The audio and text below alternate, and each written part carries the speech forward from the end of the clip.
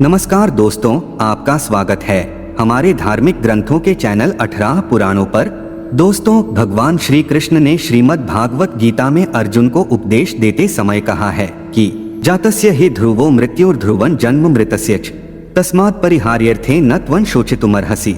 इसका अर्थ है कि जिसने भी इस धरा पर जन्म लिया है उसका मरण ध्रुव निश्चित है, और जो मर गया है उसका जन्म का ध्रुव निश्चित है। इसलिए यह जन्म मरण रूप भाव अपरिहार्य है, अर्थात किसी प्रकार भी इसका प्रतिकार नहीं किया जा सकता। इस अपरिहार्य विषय के निमित्त तुझे शोक करना उचित नहीं। यह आत्मा एक शरीर को छोड़कर दूसरे शरीर को अवश्य ही धारण करता है। भगवान श्री कृष्ण कहते हैं, जिसका भी जन्म हुआ है उसकी मृत्यु निश्चित है। मृत्यु ही काल है।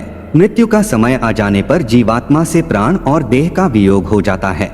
मृत्यु का समय पहले से ही तय होता है और वह उसके निश्चित समय पर ही आती है। मृत्यु के कष्ट के प्रभाव से प्राणी उसके द्वारा किए गए सभी कर्मों को भूल जाता है। जिस प्रकार से वायु आकाश में बादलों को इधर उधर खींचने लगता है, उसी प्रकार से काल जीवात्मा को खींचने लगता है।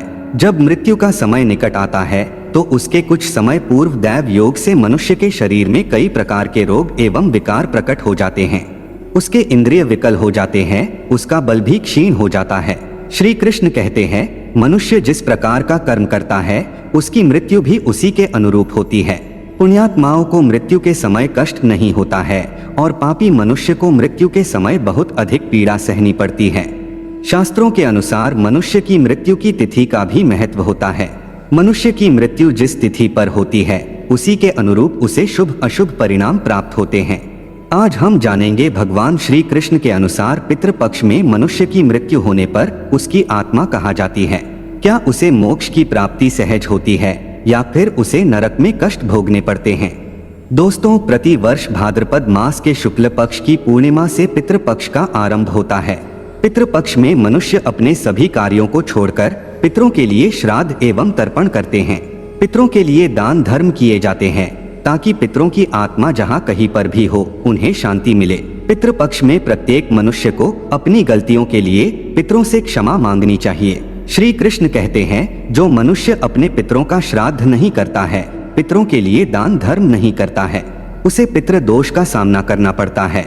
पितृदोष के कारण मनुष्य की दुर्गति होती है, उसका संपूर्ण धन नष्ट हो जाता है। इसीलिए अपने पितरों को कभी दुखी नहीं करना चाहिए। जिस व्यक्ति को पितरों का आशीर्वाद मिलता है वह कभी संकट में नहीं पड़ता, उसके दुखों का नाश हो जाता है, वह व्यक्ति सदैव उन्नति करता है। हिंदू धर्म और ज्योतिष के अनुसार पितृपक्ष में और पंचक के दौरान किसी भी प्रकार का शुभ तथा मांगलिक कार्य नहीं करना चाहिए। इस दौरान किए गए कार्य अशुभ फल ही प्रदान करते हैं। इन दिनों में गहने, आभूषण, घर आदि नहीं खरीदना चाहिए। विवाह, मुंडन, गृह प्रवेश आदि प्रकार के मांगलिक कर्म भी पितृपक्ष में करना वर्जित माना जाता है। पितृपक्ष में ऐसे कार्य करने पर पितृदेव रुष्ट हो जाते हैं। पितृपक्ष में कोई अन्य कार्य करे अथवा न करे, लेकिन पीपल के वृक्ष की पूजा अवश्य करे। इससे समस्त पितृगण अत्यंत प्रसन्न हो जाते हैं। शास्त्रों के अनुसार सभी पितृगण स्वर्ग लोक से धरती पर पीपल के वृक्ष के माध्यम से ही आते हैं। पीपल पर ही सभी पितृगणों का वास होता है। इसीलिए पितृपक्ष में पीपल को जल और तिल अवश्य चढ़ाएं। श्री कृष्ण कहते हैं, पितृपक्ष में जो मनुष्य अपने पूर्वजों के लिए तिल का दान करता है उसके पूर्वजों की दुर्गति कभी नहीं होती है। वे जहाँ कहीं पर भी हो उन्हें सद्गति प्राप्त होती है। जो व्यक्ति पितृपक्ष में अपने पितरों के लिए पीपल का वृक्ष लगाता है उसके सभी पाप एवं दोष नष्ट हो जाते हैं। मृत्यु के पश्चात वह अपने पितरों के साथ निवास करने चला जाता है। आइए अब जान लेते हैं पितृपक्ष में मृत्यु होने से क्या होता है।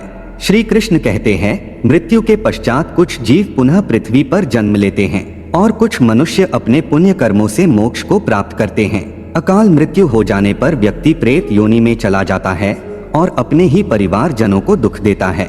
इसीलिए अकाल मृत्यु हो जाने पर नारायण बलि की पूजा करनी चाहिए। भगवत गीता में भगवान श्री कृष्ण कहते हैं, जो मनुष्य पितृपक्ष के शुक्ल पक्ष में मृत्यु को प्राप्त हो जाता है उसे मोक्ष की प्राप्ति होती है। पितृपक्ष में स्वर्ग के द्वार खुले रहते हैं। इस समय पर जो भी मर जाता है उसे नरक में जाना नहीं पड़ता है और वह फिर से मनुष्य जन्म नहीं लेता है, उसे मोक्ष मिल जाता है। इसीलिए पितृपक्ष में मरने वाले लोग बहुत ही भाग्यशाली माने जाते हैं। पितृपक्ष को आध्यात्मिक पर्व माना जाता है। इस समय पर सभी पितृगण पृथ्वी पर उपस्थित रहते हैं। जो भी पितृपक्ष में मर जाता है वह अपने पितृगणों के साथ स्वर्गलोक में जाता है। मान्यता है कि श्राद्ध पक्ष में मृत्यु को प्राप्त होने वाले व्यक्ति की आत्मा अपने दिवंगत परिजनों की आत्माओं से संबंध जोड़ने की कोशिश करती है, जिससे उनका यमलोक जाने का मार्ग आसान हो जाता है। उन्हें यम मार्ग में दुखों का सामना नहीं करना पड़ता है। तो दोस्तों, इस प्रकार से शास्त्रों में पितृपक्ष में मृत्यु होने के विषय में बताया है। उम्मीद है आपको यह जानकारी अच्छी लगी होगी। वीडियो को लाइक जरूर करें, कमेंट में जय श्री कृष्ण और जय पितृदेव अवश्य लिखें। साथ ही चैनल को सब्सक्राइब करें। आप सभी का धन्यवाद।